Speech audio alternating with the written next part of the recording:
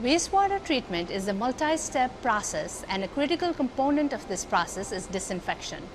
Pathogens such as bacteria and viruses must be removed from our treated wastewater before it is returned to our local rivers and streams. Since its inception in 1970, Fairfax County's Noman coal pollution control plant used chlorination-dechlorination as part of the disinfection process. While effective, almost 1 million gallons of chemicals were used to disinfect our treated wastewater. Noman Coal is now implementing a new technology that will decrease the need for a lot of chemicals while further protecting human health and the environment.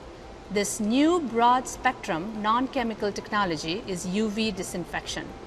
It exposes harmful microorganisms to a special germicidal wavelength of UV light and modifies their DNA so that they can't divide and reproduce. This renders them inactive so they can't harm our waterways. Noman Coal is proud to continue to improve our wastewater treatment processes as we maintain our commitment to protect, restore, and enhance our local waterways.